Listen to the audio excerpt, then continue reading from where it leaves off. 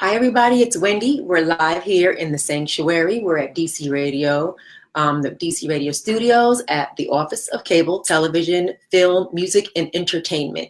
And I have Dr. Patel here. So we're going to have Jessica count us down in a few seconds. So what we're doing is we're taking the time to share this and to go live on our on our other pages. And then she's going to give me the countdown, and then we'll go from there. Let's see. Now I know how to share it, so why am I not sharing? Why I'm acting like I don't know how to share it? Hold on. Share. Did you share yours? I haven't done it yet. I was gonna say, how are you doing it? I did it last time. Oh.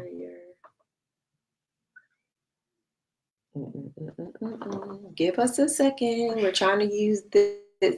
Not we. She knows how to do it. I'm trying to use and write a post. Hold on, let me see. I'm trying to put it on my own page. Why won't it happen? So anyway, whatever. I'll share it after it's over. So welcome, Charlene. Okay. I am ready. Yeah, I can't find it either. When you are. We'll just share it after. But you all are free to share it. Please share it.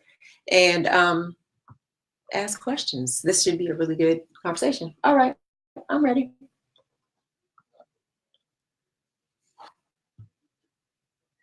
Welcome to the Sanctuary. You're listening to DC Radio 96.3, HD4, and DCRadio.gov. I'm Wendy Cherry, your host, and we're talking about something that really interests me a lot. We're talking about the power of words and how your mindset can affect your healing. So, I'm always talking about health and wellness and using different things to help us get to our most vital, healthy, and happy selves. So in the studio with me today in the sanctuary, I have Dr. Hanisha Patel. And she is a naturopathic medical doctor who works with people wanting the absolute best when it comes to their health. She concentrates on whole person wellness through health promotion and disease prevention, attempting to find the underlying causes of disease. So welcome to the sanctuary, Dr. Patel. Thank you so much for having me. Excited to be here. So glad to have you. So now, full disclosure, Dr. Patel is my coworker. Yes. We work together at a local integrative doctor's office here in Washington, D.C. Mm-hmm. And so that's where we met. And then we bonded instantly and we talk about all these different concepts. So I'm like, duh, she needs to be on the show because we need to talk about some of these things. So what we're talking about is how the mind and our thoughts and the words that we say can affect our bodies. Yes, definitely. And it was actually fortuitous because yesterday I was on Facebook and I actually saw this post of this teacher who she had this wonderful idea and these great intentions of having the kids put how they feel for the day. So it was so great intentions, but what was something that actually bothered me from that was the way that she presented it. So so what it said was, I'm great, I'm okay, I'm meh. And what I realized there was like, these aren't who these people are. Right. It's not, they are not great, they are not meh. They're feeling great. Right. They're feeling meh. They're feeling okay. They're feeling sad, whatever that is. And that was what I really wanted to address today was that just the way we change the certain little things that we say and the holds. Absolutely. And we've talked about this before with the English language, right? This is one of the things, I mean, there are a few things that frustrate me about the English language. Right. But this is one of the things that definitely really frustrates me is we embody our feelings. Right. Instead of instead of it being a temporary state of being, right. we become it. Exactly. We become sad. I am sad. I am depressed.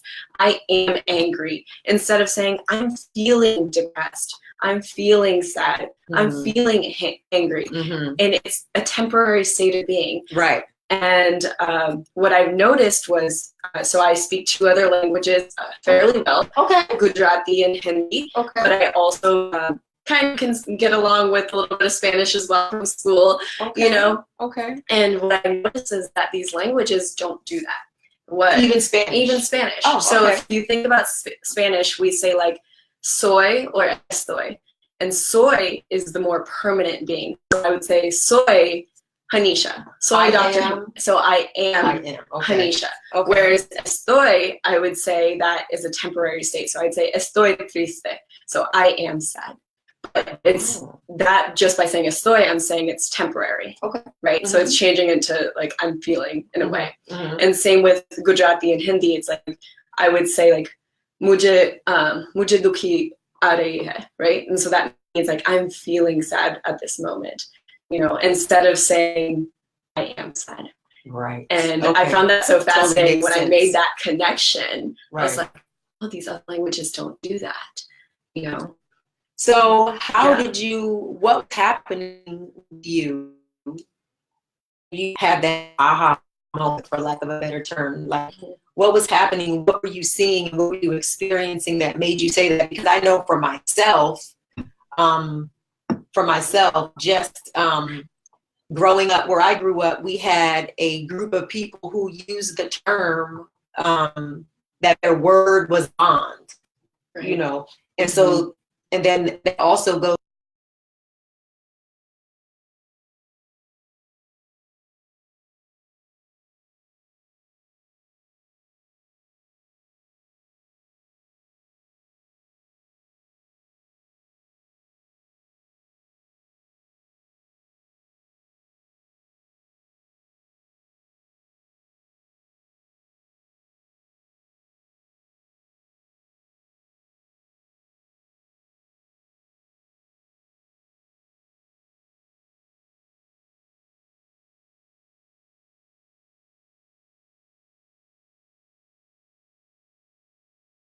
and why that route versus Western.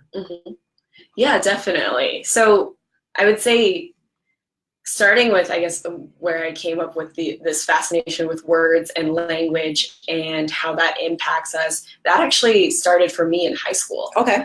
When I was feeling very insecure, as most people do in high school, right? I was very insecure, but for me, it was some reason different from a lot of people because I felt like I don't want to feel this anymore, this feeling. And I decided at that moment that I wasn't going to feel that anymore. Okay. And that was when I researched how I could stop feeling insecure. Now, wait a minute. How old were you when you did that? Because, you know, if you're young, who has the insight to say, I don't like this anymore. Let me research this to change it.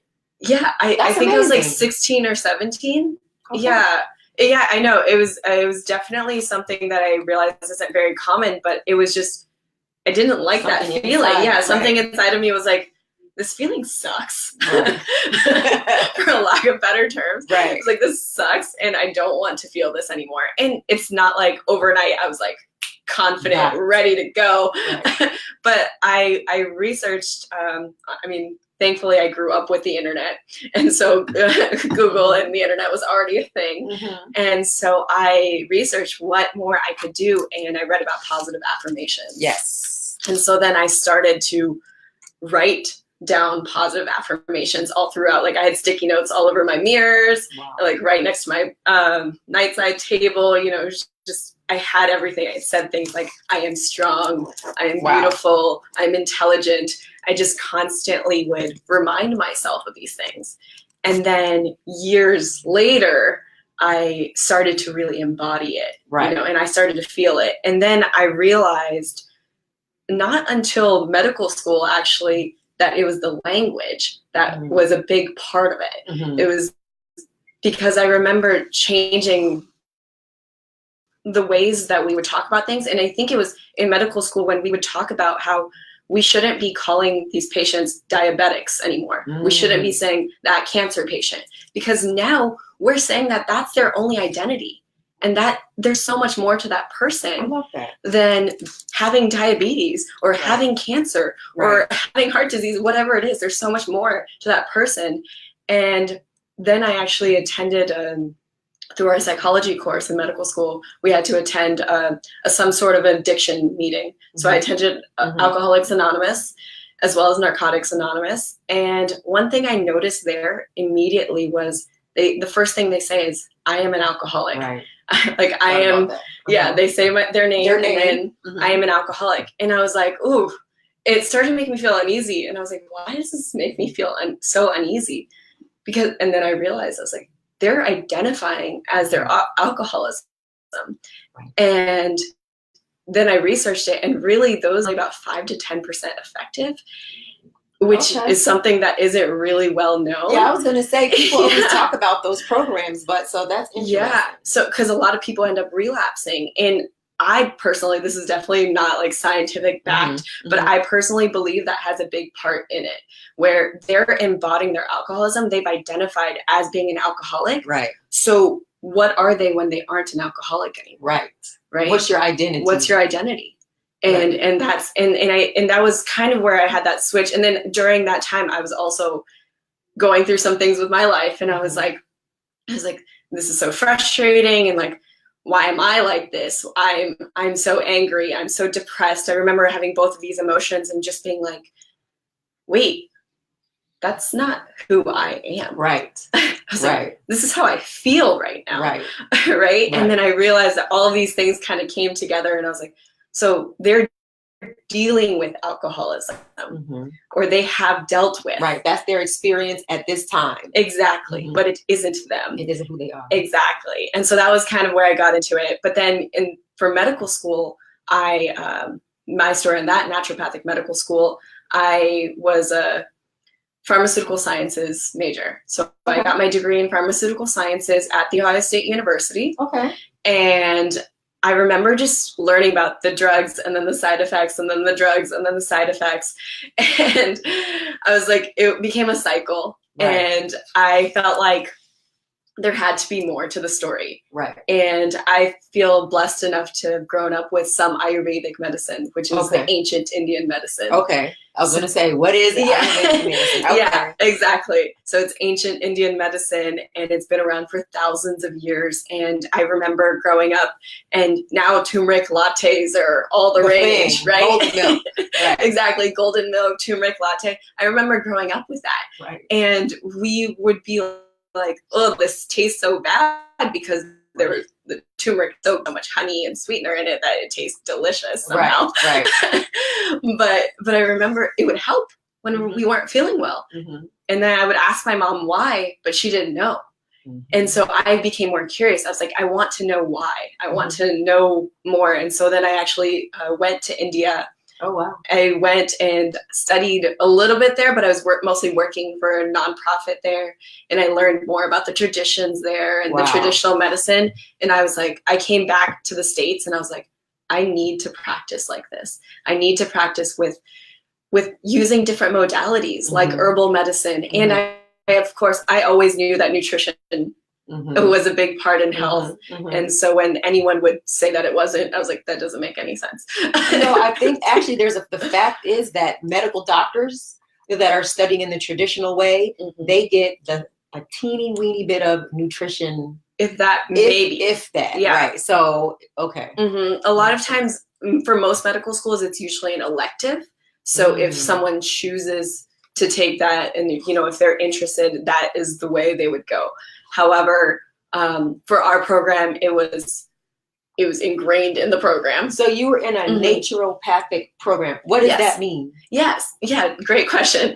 So it's a program where we take the wisdom of nature, right? We take the wisdom of nature, the traditional medicines, and then we combine it with the rigors of modern science. That's what really drew me to it. It was a great combination. It was the synergy of bringing both together, right? Using those pharmaceuticals as needed,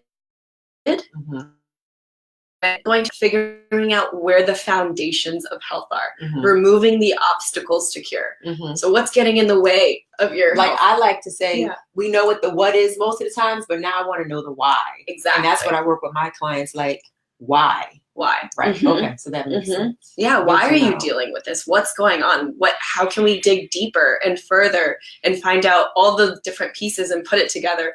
I like to say we're kind of like a detective in a way. Mm-hmm. And that was the one thing that I really love about it is I get to explore and I ask you little questions and then we figure out like, oh, this piece goes with this. Right. And we're like, okay, because we are a whole. Right? We're a whole. So we're Western medicine, and not knocking it, it has its place. Right, definitely. For like when you need to go to the emergency room, you fell off your bike or you had a car accident or just something, you go go right there. But they work in silos. Mm-hmm. So the heart doctor deals with the heart stuff, the podiatrist deals with the feet stuff, and all these different things. And so not normally do they come together and work together. You might get the report from the cardiologist that you can read, but coming together with the mind, body, spirit, with all of the whole of the person to help heal them is rare in that form of medicine. Yes, it definitely is. So, but yeah, like you said, it's that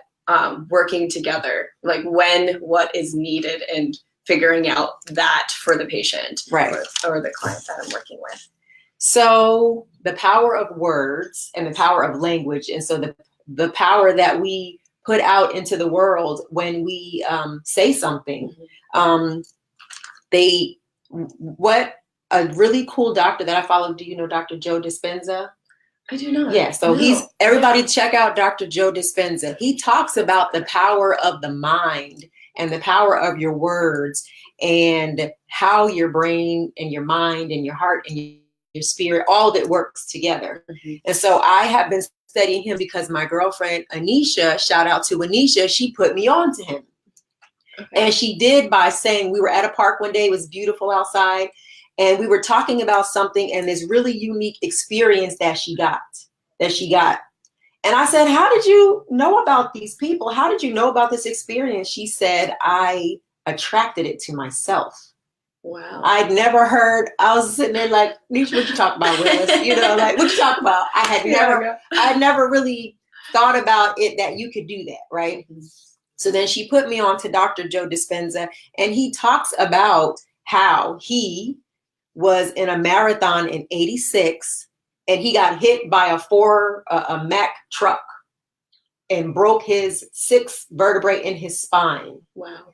And he had all these opportunities to get a surgery, and he chose not to. And what he chose to do was to rebuild his vertebrae in his mind. And by the word, now it ain't easy. Let's be clear. And we're going to talk about some ways. This is the way to do it. Yeah, we're going to talk about ways that to give you some tips to maybe like shift small things. But this guy had this foresight. And that was just his path because this is what he teaches now. So he needed to go through that. But little by little, he kept saying that his vertebrae was rebuilt. And he said he did it at one vertebrae at a time. And then he would then be afraid that he was going to be in a wheelchair. So then the shifting of the mind and trying to harness the mind to really think powerful thoughts, positive thoughts, and then say those things. Because what happens is we are used to, as humans, we are used to focusing on what is happening, and that could be what we don't want. And the more we focus on what we don't want versus what we do want, we keep the same things that we've been having, that we don't like. Exactly. We keep attracting those same things. Right. So, like with that positive thoughts and like in making sure that you're twisting those thoughts, like, okay, I don't want to be in a wheelchair. That's a negative way of saying that. Right. Instead of saying I will be healthy and standing, and like changing the way you're saying these words and putting them in a more positive way is really how it's most effective. How it's most effective, in addition to creating the feeling of you standing. So it's the feeling that changes the brain. So what they call it is neuroplasticity. And neuroplasticity, in a very lay person's way, the brain changes. and it creates new pathways.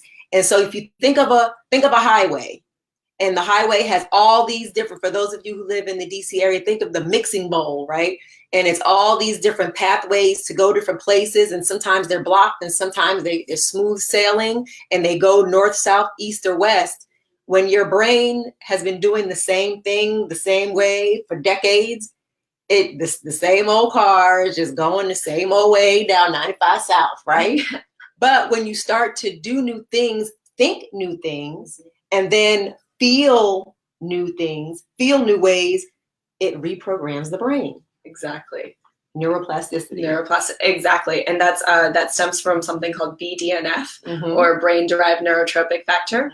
And we actually talked about this the other day. The other day at the clinic with a patient. And we talked about how doing different things, coming out of your comfort zone, actually enhances this hormone, right? And it helps to build that. So we talked about how we'll change where things are placed on our phones, you know, just so that we're not like constantly going. Yeah, exactly. Right. So we're like, so we're switching it up a little. Brushing my teeth with my left hand, and it's so crazy how much harder it is. But within a week of just doing it, it's become much easier.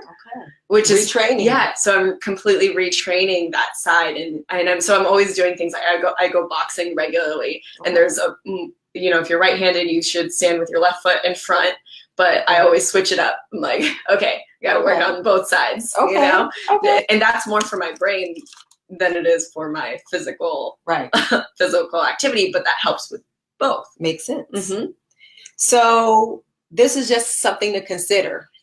By the time you're 35, you are pretty much have already trained your brain to do the same things the same way, straight up for 40 plus years straight. Every morning, that was my thing. I get my little packs.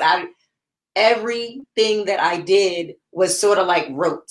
But by the time you're 35, that's just how the brain works. It's just sort of like set in there. But so it's called like it's a memorized state of being. You're just used to doing it. And so every single day we have between 60,000 and 70,000 thoughts. Yes. But 90% of them joints are the same ones we thought yesterday. Yes. Only 10% are new, fresh thoughts. So those, when you're able to do things differently and start to learn new things, like this world, we have the internet. So that means we have the world at our fingertips. There is so many different ways to consume content and new information. You can go on YouTube, you can go on Teachable. There's so many. Start to train your brain to think of things differently, because what we're talking about is a process that you can do, but the point is you have to do it. Exactly. It's the action. Exactly. And one of the ways is from what we had already talked about before with the being mindful with your thoughts, just switching your thoughts, that's taking that effort. You're making a change, you're learning something new. But going along with that, I actually just had a conversation with a friend where we talked about how important it is to continue learning. And it's exactly what you were saying, having these new thoughts, building that neuroplasticity. And I said to her, I was like, I'll stop learning when I'm dead. And even then, I feel like my soul is going to keep going. You still go. Right? Agreed. So we're constantly learning and growing. And if we're not, then what is the point? That's when we just become monotonous. And that is where our brain atrophies. It literally starts to atrophy. The sulci and the gyri in our brain, those are the little curves in the brain. Those are, the more curves we have, the more we're learning, the stronger the brain. And so we see actually a lot of times with patients with Alzheimer's, whenever we do their autopsies, we see that those curves are all missing. Ooh, okay. And it's very fascinating to see that. So that's what we want. There was a med school joke that where it was like, girl, I really love those, love your curves, like the sulci and the gyri, right? And that's really what it's about. It's like, get it. Yeah. And that was I was like, if a guy came up to me with that pickup line, I'd be like, yes. Yeah. Okay. That is so cool. So part of the way, because what we want to do is talk about some ways that you can, get this. So the BDNF. Yes. I never can say it. I'm good with the BDNF.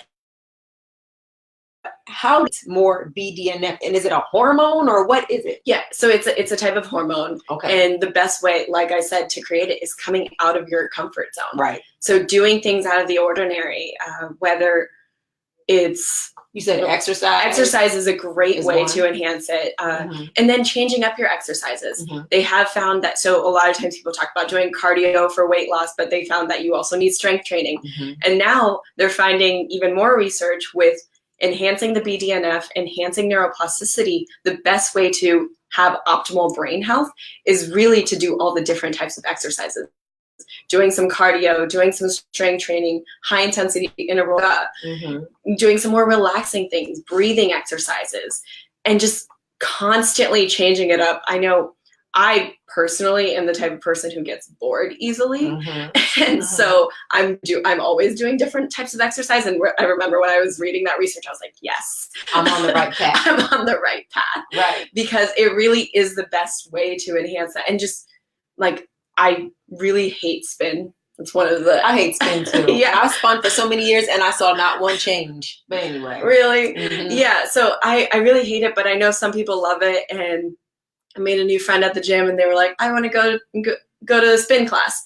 And I was like, okay, I'm going to get out of my comfort zone again. I'm going to stop saying I hate it, because again, now we're embodying changing that. I'm changing my mindset. When I say I hate something, I've identified with that hatred towards it. Right.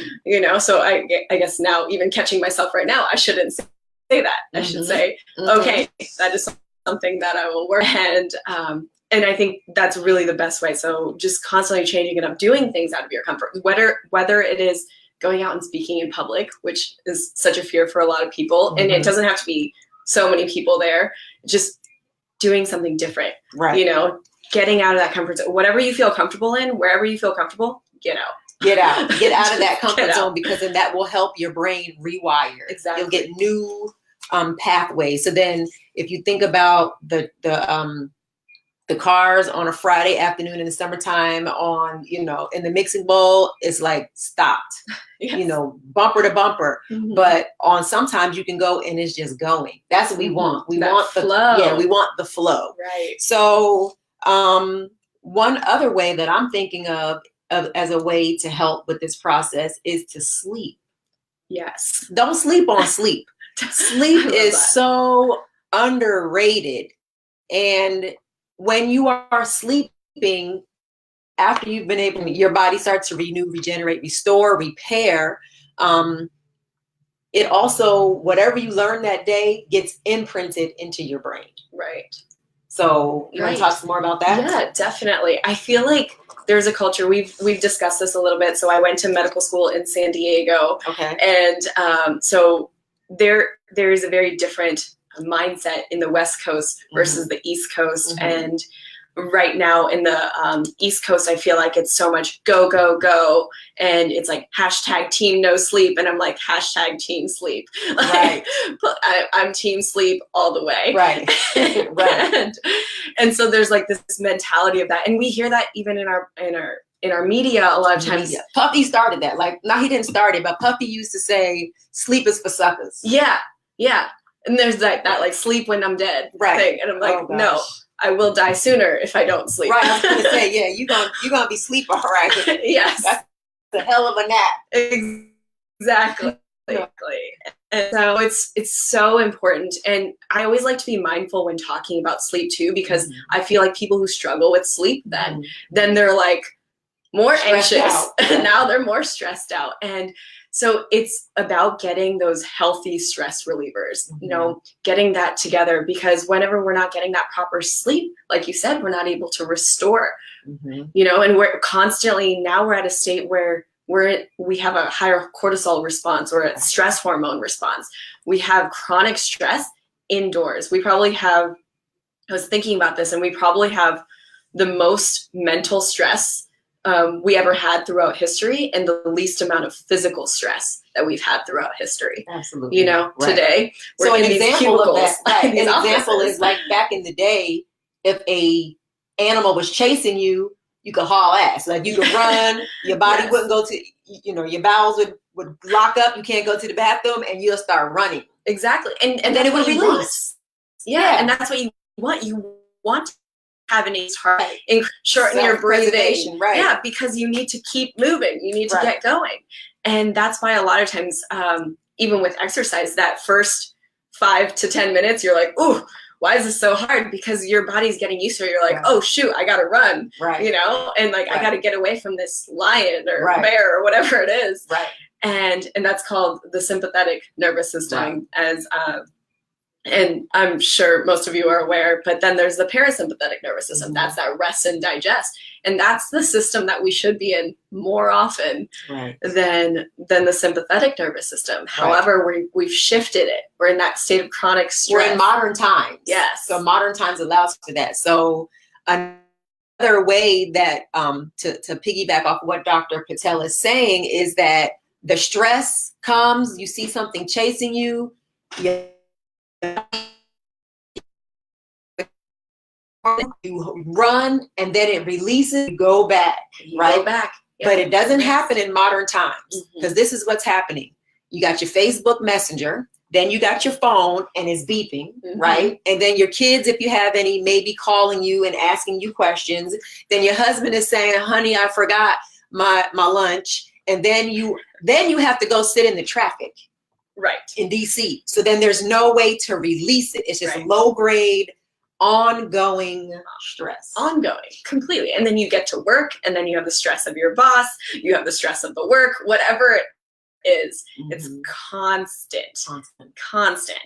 And when that happens, it's actually very fascinating, because that when we are enhancing cortisol, so like in that state of when the lion is coming after us, or even when exercise is a good type of stress, but it is a stress, right? And what's happening is we're increasing gluconeogenesis, which is increasing the breakdown of protein from our muscles to produce more glucose. We need more energy, more sugar. So we're creating more glucose in our body, which leads to more energy. Because we need that in the state of stress. We need more energy to keep moving. But what happens is, if we don't utilize that energy, then it gets stored as fat. Stored on the booty, stored right here, stored on the belly. That's where it stores, for women especially. Yes, definitely. And so it gets stored as fat. And then from there, if we keep increasing that glucose, we're increasing the insulin levels, right? So the insulin is going to increase to protect yourself. Again, all of these mechanisms in our body are there to protect us. But if that becomes chronic, that leads to insulin resistance or diabetes. So let's just talk about that from an African American community perspective.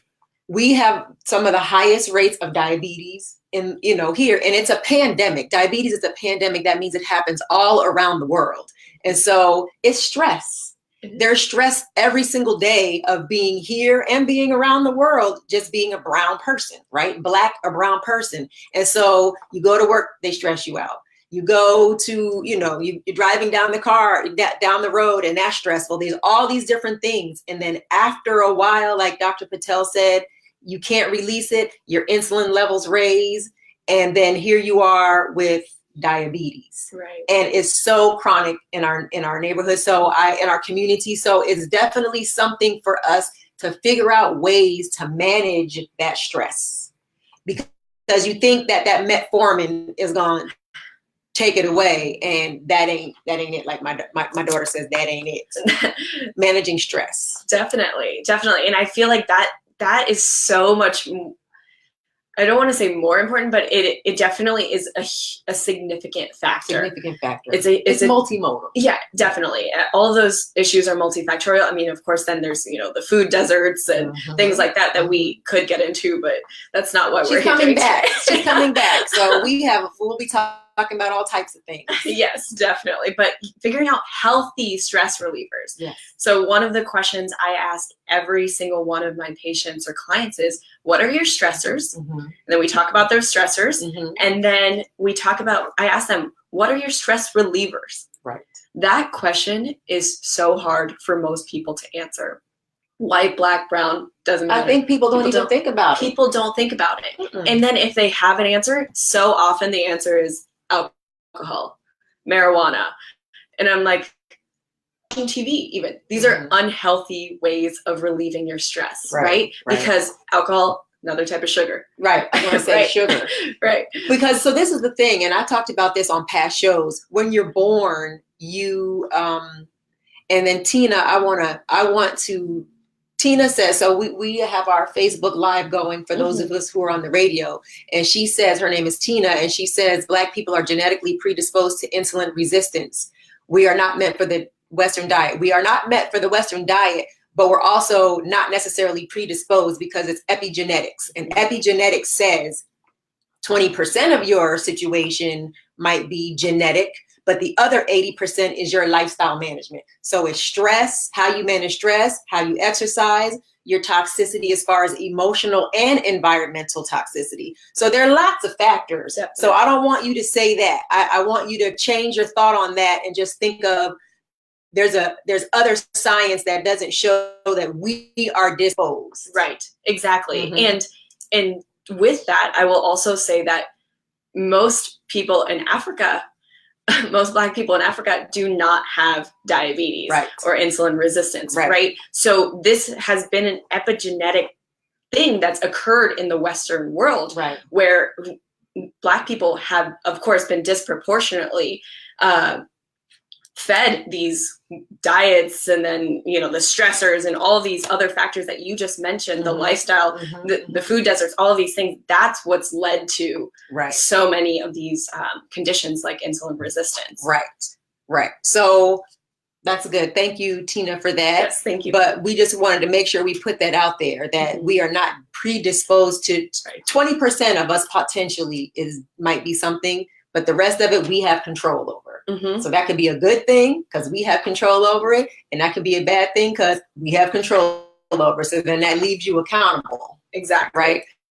So another way to help relieve stress, we talked about exercise. We'll talk about meditation in a moment. But what I call is vitamin G, and that's gratitude. Gratitude is a huge way to help to manage stress. Because when you think about just how grateful you are in the present for things that you have, it could always be worse. You know, I'm clear, it could always be worse. I've been in situations where it's been worse. So I feel like, you know, gratitude, vitamin G, that we can get more of. Everybody said get more vitamin D, more vitamin things, but vitamin G is super important. And for those of you who might follow Deepak and Oprah, right now we are on day 10 or maybe day 11 of the 21-day meditation, and it's on gratitude and the benefits of the mind and the way that it benefits the mind and the body. So a fact is, gratitude is much more than an attitude or a mood. It is a powerful, positive input to our mind-body system that leads to increased physical and psychological well-being. I love that. Yeah. I love that. I love all of what you just said. I mean, starting from the vitamin G, I love that. I'm definitely going to be using that now. I love it. Because it is something that, like you just said, it completely changes you on a cellular level. Right? And it's going away from that. I feel like a lot of our mindset in this Western world is very victimizing ourselves, you know, in that victim mindset, whereas like, where we're like, okay, this happened to me, this is going on with me, instead of being like, this is what I'm thankful for, this is what I'm grateful for. Like, I have the ability to get an education, you know, like these little things that we don't even realize. Or, I mean, the other day I was just going down the escalator and I thought of the people who were facing the other side of the escalator And I remembered seeing this video of an escalator going wrong and so many people just like getting hurt. Yeah, my sister got hemmed up by escalator before. So yes. Yes. And so I remember just being like, I'm so grateful for these people who are making sure that these escalators work for us. Right. So that we don't get hurt. You know? Right. It's little things. Exactly. Instead of being like, oh, this is so annoying that the escalator isn't working. Right. I thought the opposite. Like, oh, I'm so grateful that they're making sure that we're going to be safe. So to support what Dr. Patel is saying, are things that we are learning in this 21-day meditation with Deepak and Oprah. Grateful thoughts and meditate just don't stay in your mind. Messenger molecules instantly transmit their effects to the body's 100 trillion cells. Wow. And they create a new brain cell and a new pathway and new brain pattern. So let's go back to the mixing bowl with all of the activity that's going on, all of the flow. When you start to think about things that make you upset, make you sad, or piss you off, then let's call that the cars are stopped. Exactly. Okay. Exactly. But when you think about good things now, you know, not everybody has had the opportunity to have a education or whatever, but you can be thankful for your toes and your spine that is supporting your body. Right. So every morning when I wake up, I try to do this. I say, thank you, eyes. When I wake up and I can see, I say, I thank the 5 senses. That's the basics. So I can hear. Yes. Thank you. I can thank you. I can smell. Thank you. So I don't even try to make it like extra. And there's lots of extra things to be thankful for that I am. But I think like when I'm in the gym in the steam room, because Dr. Hanisha and I, we go in the steam room at our gyms and we talk about that. But when I'm in there, I'm like, thank you, kneecaps. You know, thank you, clavicles. Thank you, like shoulders. Like I just thank all of it, because then the cells in there are going, okay, Wendy, okay, I'm going to support you even more. Exactly. Right? Exactly. And I mean, it really is going down to the little things that we don't think about. A lot of times I don't use my left hand as often, but as soon as it's compromised, I'm like, oh, I've been using it so regularly, and it is a crucial part of my life. Right. And so it's understanding that. And then there was something said about the cells. Oh yeah. I was just listening to a podcast with Drew Purohit, the Brain podcast. I don't know if you've heard of that. And he had a speaker on there, Eddie Stern, and he talked about how our mind can only focus on one thought for 12 seconds. And so to say gratitude is ingrained in us. It's a constant practice, just like these positive thoughts and affirmations. It's a constant practice, because we have to embody these feelings, right? These thoughts, and disassociate from the negative ones. Right. And so just a few more of the things, and I want you to explain this part. The practice of gratitude has even been found to change our gene expression into a positive direction. What does it mean for your gene expression? Right. So that, I think, goes back to the epigenetics part of it, right? So with epigenetics, the idea is that we can actually turn on and off certain genes. We can shift our genetic makeup. We can shift the genetic makeup of our future children, right? Or going on, we can shift that. And by being more grateful, by having these more positive affirmations, like I think a good way to explain it is, like, you know of Dr. Masaru Emoto? No, I do not. He was a Japanese researcher. Oh, with the water. With the water. Yeah. Okay. Yeah. I feel like a lot of people know the research. Yeah. With the water, and just putting those positive intentions into that water, that love and compassion and benevolence versus fear and hate and disdain. Right. What you could see the difference in the molecular structure. Right. And what are we made of? Water.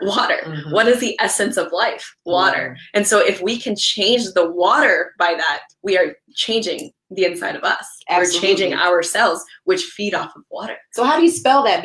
Or maybe I'll put it in the show notes. In the show notes, I'll put the research by Dr. Emoto, because what they have is some, really exciting images of when this water is hearing like this beautiful symphony. It just kind of comes together and it forms and it moves and you're like, wow. Yeah. So it's one of those things, it's energy.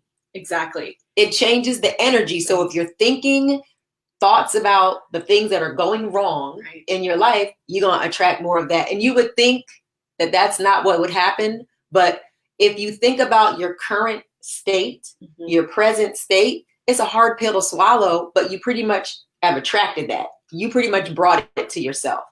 And so that's hard. It is. Yeah. It's so hard to realize that. You're like, ooh, I did this. You know, there are, we put we put ourselves in situations where we bring people in and they help, you know, create this situation. But for the most part, it's our choices.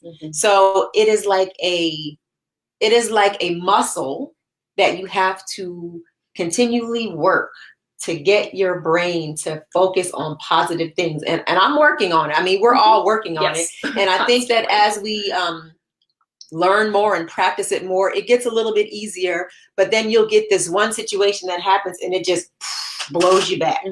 And then you have to kind of get yourself back to the good thoughts. So last week, I was experiencing something that I didn't like. And I was watching my thoughts because now I know to. I never knew to watch my thoughts before. I never knew to be mindful of what I'm feeling and what I'm thinking other than I'm just mad. So then I started to watch my thoughts and think about why am I feeling this way? And then I knew I needed to switch it because there was nobody coming to save me. There was nobody coming to help me. It was going to be me. So the longer I chose to think about the thing that was pissing me off, the longer I was going to be in that state. But so then I had to build the momentum and just say, man, I love that the sun is shining today. That's how you build the momentum. You just start with the small things. It doesn't have to be anything huge. Start with the small things and those building blocks. It'll act as what we like to say is like a placebo. It'll act like a medicine to help to healing. So let's talk about placebo versus a nocebo with this, with words and things like that. Yes. And so that was a thing that I feel like there are some negative feedback on Dr. Emoto's work.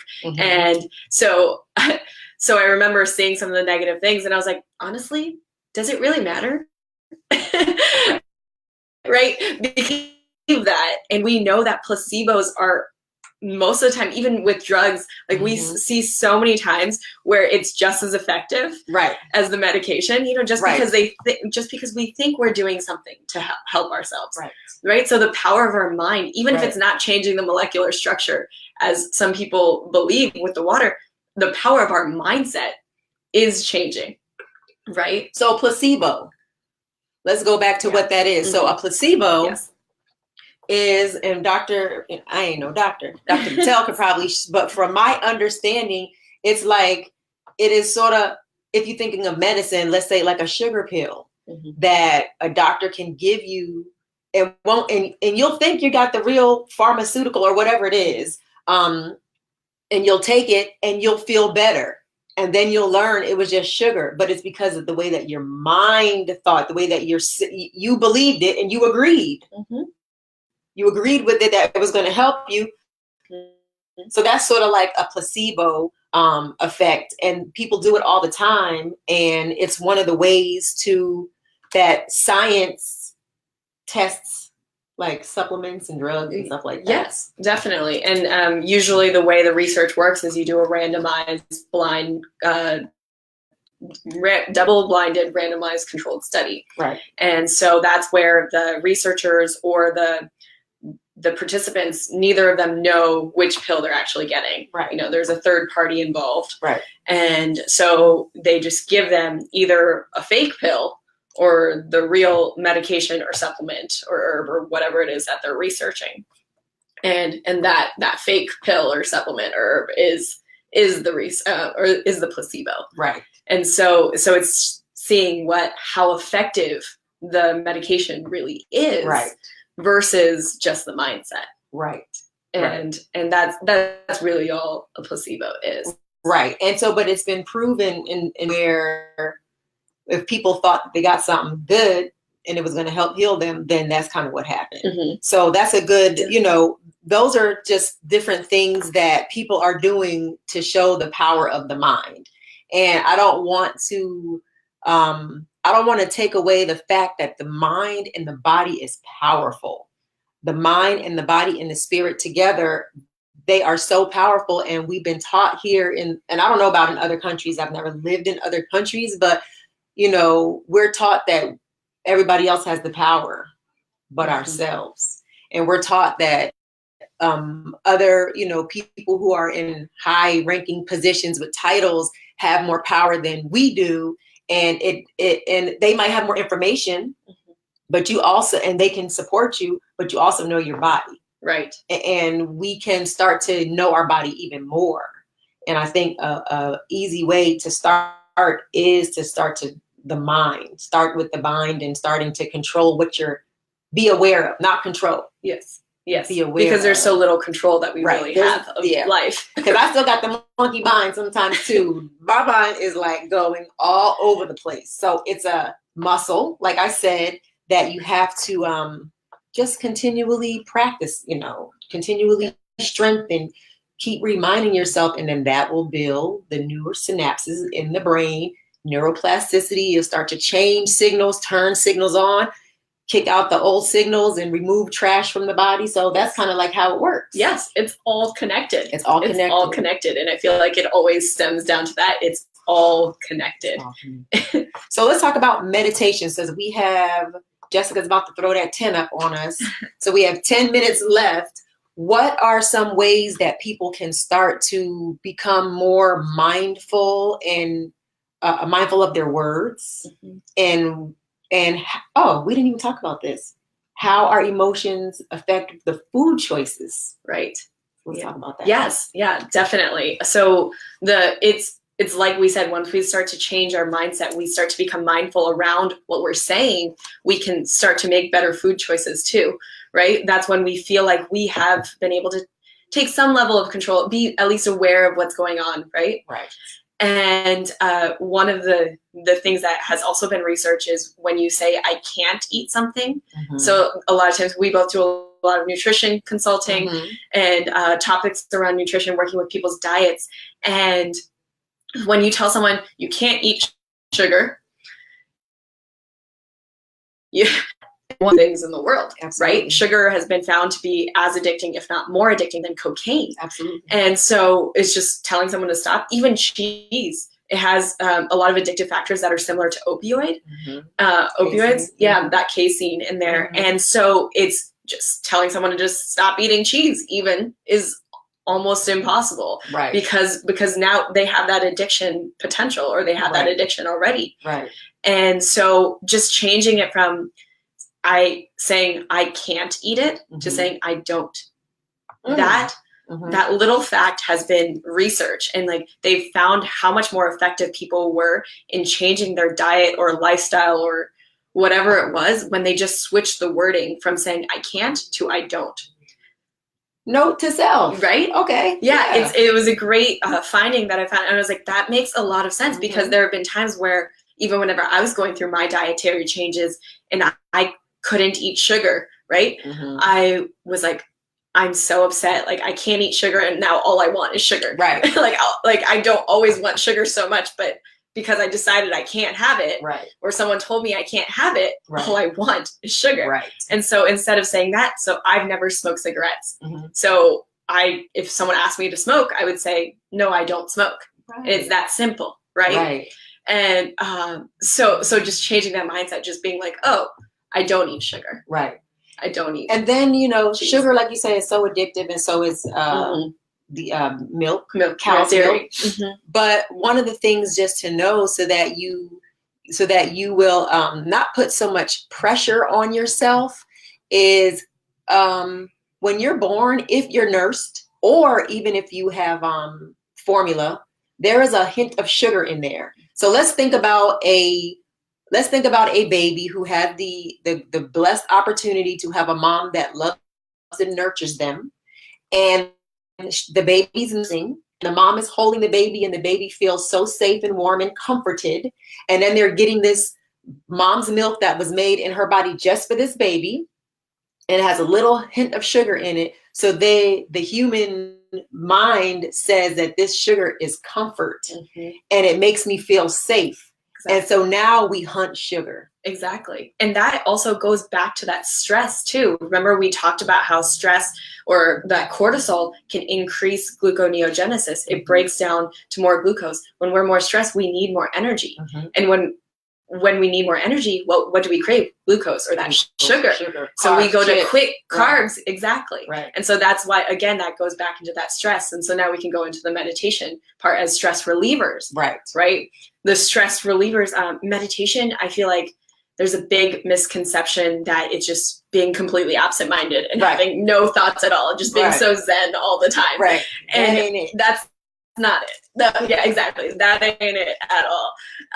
And we are in our bed where we have this stress and anxiety of like, okay, what do I need to do next? I'm in Shavasana, which is like that corpse pose at the end of yoga. And I have thoughts and thoughts and thoughts, right? And then they're telling us to not think. And I'm like, what? Right. When you tell somebody not to do it, you can't do it. Like, what? No, I got thoughts. Like, it's going to keep going, right? So the way of practicing it that I found most effective is being like, focusing in on that thought. Like, I had that thought that I need to do, I'm working on a webinar right now. So while I was in Shavasana, I was like, oh, I need to work on this webinar. This is what I'm going to add to this webinar. And then immediately I catch that thought. So it's, again, being mindful, right? I catch that thought. I'm like, why am I thinking about this right now? Clearly, this is a part of what I need to focus on. Right. And, but do I need to focus on this right now? This second, you know? And it's like, okay, I will be able to, and so it's just focusing in on that. And then I always say, then I'm like, okay, squirrel. And another thought comes in.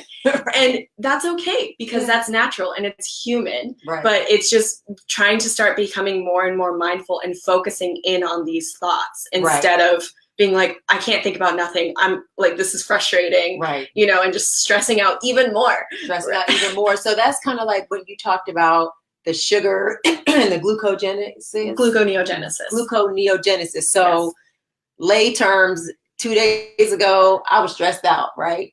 And I knew I was craving sugar, but because I'm mindful and I know the science, so this is where information is everything. Education is everything, right? Knowledge is power. So I knew what was happening, and we got 4 minutes. I knew what was happening. I knew that I just didn't necessarily want a chip, or I didn't want that sugar specifically. What I wanted was comfort. Because that's why we talk about comfort foods. We talk about the things that make us feel good, that good old mac and cheese or whatever it is, that pizza for me, whatever it is that just makes you feel, it makes you remember feeling safe. It makes you remember feeling good and joyful. And a lot of times we celebrate with food in the U.S. Yes. Well, I mean, all cultures do, yes. But we celebrate it with it so that it becomes the comfort food. So I knew what it was. And so I said, okay, how do I need to get my comfort outside of the food that, the sweet potatoes that I don't need to be eating after 12, right? No fruit after 12, right? So I just, I was on a roller coaster of emotions, knowing what I needed to do and knowing what would make me, and it wouldn't necessarily be getting that sugar. And that's where I always recommend journaling then. Right. That's where productive journaling, if you're having these thoughts, you're letting these thoughts out.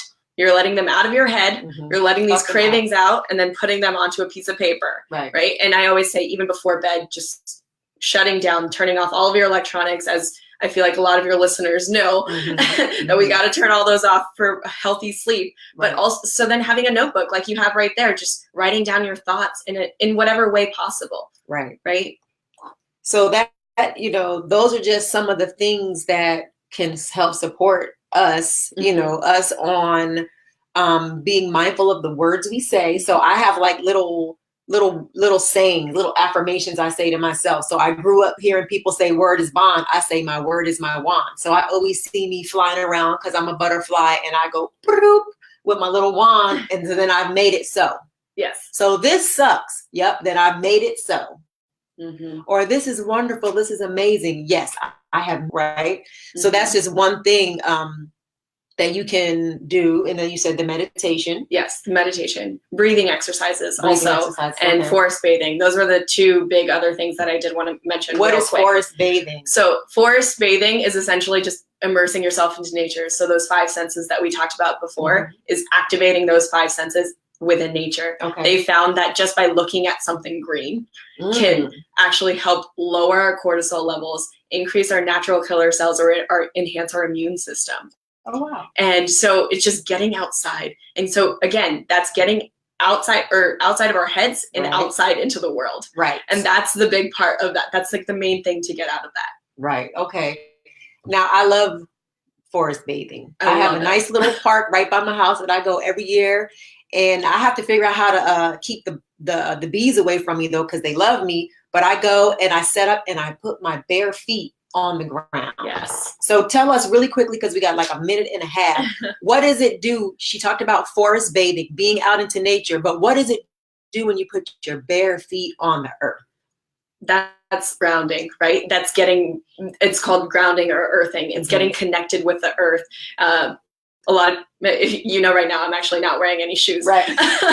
But it's a part of it. It's just like being a part of that nature, being in tune with the earth and connecting with that ground. Right. That is getting to us on an energetic level, as well as just touching that again, so activating the sense of touch. So if we're simplifying it to like that mental, emotional, physical piece, then it's getting to that touch of it too, as well as the sensations. So we're talking touch and connection. How can the people connect with you? Yes. So you can find me on social media. No minutes left.